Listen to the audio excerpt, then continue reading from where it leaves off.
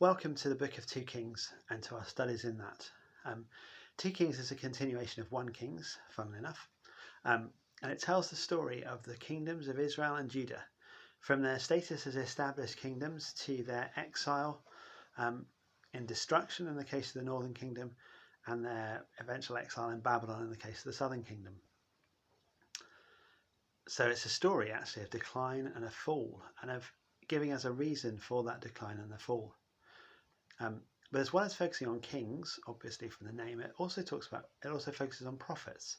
One prophet in particular at the start of the book is Elisha, and the first 9 or 10 chapters are really devoted to Elisha's ministry. Elisha's name means God saves, and the stories of Elisha tell us of how God delivers, from adversity, of how God delivers from sickness, and of how God delivers from death. And as such, it prefigures the life of Jesus, whose name also means God saves. Elisha also shows us what Israel should have done and what Israel had available to it if it trusted in God. If Israel had trusted in God, it would have had the life of the God who gives generously as the foundation of its life. But Israel doesn't trust God. Israel's kings all go from bad to worse, and they're eventually exiled. Judah, the southern kingdom, has some kings who are equally as bad, some kings who are okay, and other kings, Hezekiah and Josiah in particular, who stand out and are actually fully devoted to God and fully try to bring their kingdoms into line with God's requirements and with God's standards. But sadly, we also see from 2 Kings that their rule can't change the hearts of those who live in their kingdoms. The kings that follow Hezekiah and that follow Josiah go from bad to worse. They don't follow God. They don't do what they should do.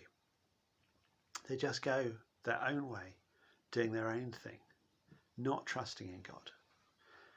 We see in the book of 2 Kings how God shows his love to his people time and time again, but also how God's judgment will come on sin, how God's patience has a limit, how God's judgment will come.